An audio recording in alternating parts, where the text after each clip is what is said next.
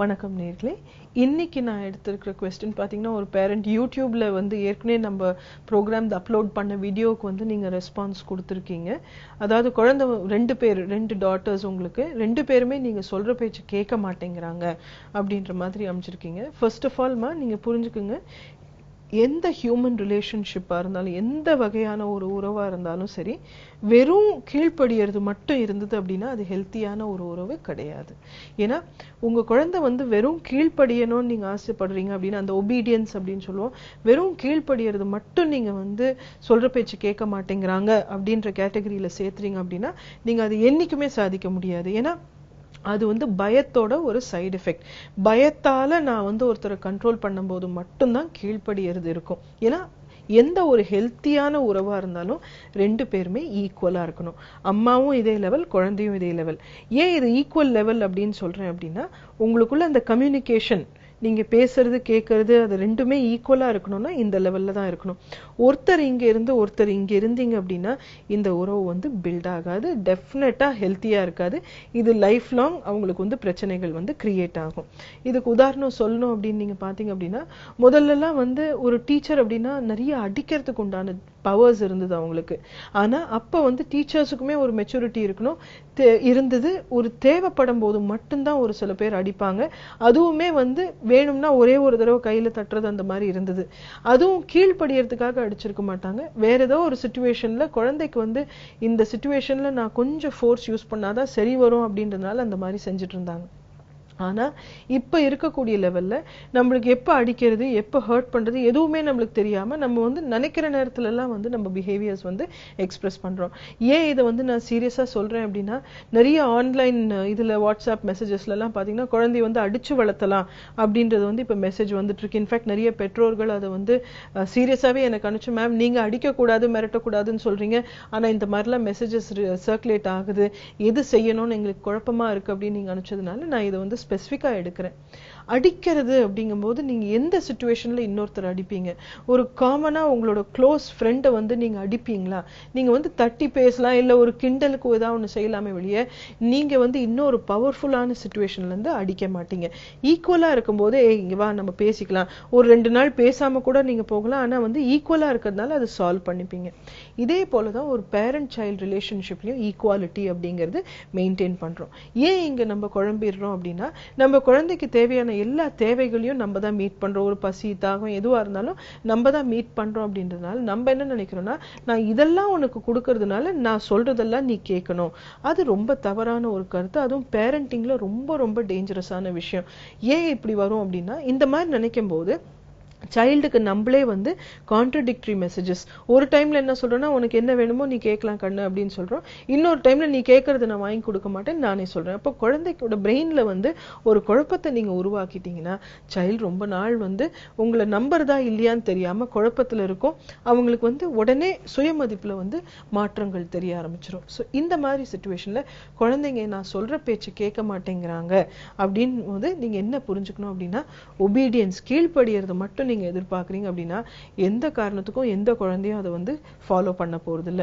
நம்மலாம் வளர்ந்த டைம்ல வந்து அந்த ஸ்ட்ரக்சர் வேற மாதிரி இருந்தது. இப்ப இருக்கக்கூடிய சைல்டுக்கு இருக்கிற சேலஞ்சஸும் வேற, அவங்க இருக்கக்கூடிய உலகமும் வேற. அதனால கீழ்ப்படியறது இந்த உலகத்துக்கு சரிப்பட்டு வராது.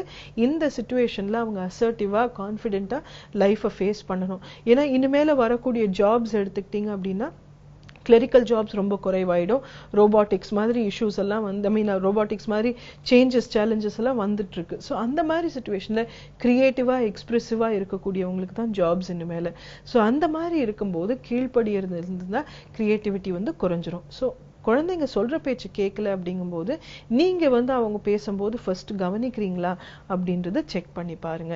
ஏன்னா குழந்தை ஏதாவது ஒண்ணு பேசிட்டே இருக்கும்போது நீங்க பாட்டுக்கு உங்க வேலையை செஞ்சுட்டு இருக்கீங்க, இல்ல போன் நோண்டிட்டு இருக்கீங்க அப்படின்னா சைல்டு என்ன கத்துக்குது, ஒருத்தர் பேசும்போது நம்ம கவனிக்க வேண்டாம் போல இருக்கு அப்படிங்கிற லெவல்ல தான் அது சைல்டு புரிஞ்சுக்க போதே வழிய, ஓ இல்ல அம்மா இன்னைக்கு வேலையா இருக்காங்க நம்ம பொறுமையா இருக்கணும் அப்படின்றது சைல்டுக்கு புரியாது. ஏன்னா அவங்க வளர்ந்துட்டு இருக்காங்க. டெவலப்மெண்டல் நீட்ஸ்ல வந்து அந்த மாதிரி எதுவுமே கிடையாது.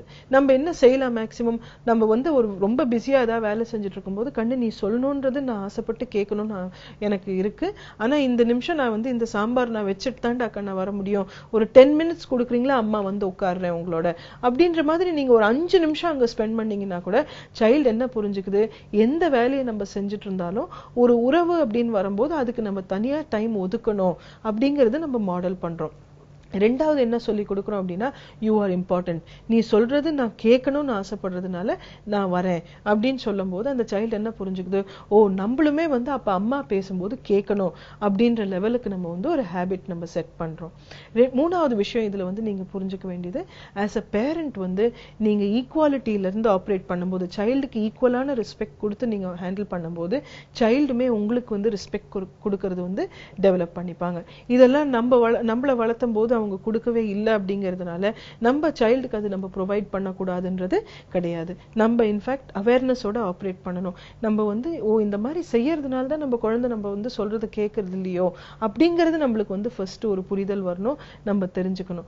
இது தெரிஞ்சுக்கிட்டு நம்ம சைட்ல சேஞ்சஸ் கொண்டு வந்து நம்ம சரியானபடி ரெஸ்பாண்ட் பண்ண ஆரம்பிச்சோம் அப்படின்னா, அதாவது குழந்தை ஒரு விஷயத்த சொல்லும் போது நம்ம கரெக்டான ஆன்சர்ஸ் கொடுக்குறோம், குழந்தை ஒரு கேள்வி கேட்கும் போது அதுக்கு தகுந்த மாதிரி நம்மளுக்கு தெரிஞ்சிருந்தா ப்ராப்பர் ரெஸ்பான்ஸ், தெரியலன்னா அவங்களோடய உட்கார்ந்து அந்த சொல்யூஷன்ஸ் கண்டுபிடிக்கிறது, இந்த மாதிரி சரியான ரெஸ்பான்சஸ் நம்ம முதல்ல கொடுத்து மாடல் பண்ணிட்டோம் அப்படின்னா சைல்ட் சைட்ல சேஞ்சஸ் வர்றது டெஃபினட்டா இருக்கும். ஏன்னா சில்ட்ரன் வந்து எந்த விஷயத்த பார்க்குறாங்களோ அனுபவிக்கிறாங்களோ அதை அப்படியே ஆக்ட் அவுட் பண்ணுவாங்க.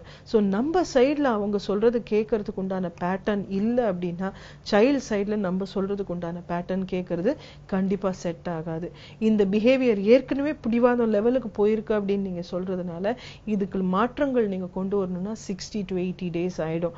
நம்ம அது போக நம்ம பொறுமையா இந்த ஸ்டெப்ஸ் 80 days வந்து நம்ம பொறுமையா ரெஸ்பாண்ட் பண்ண ஆரம்பிச்சோம் அப்படின்னா ஃபர்ஸ்ட் 2-3 வீக்ஸ் ரெஸ்பான்ஸ் இல்லாம கூட இருக்கலாம்.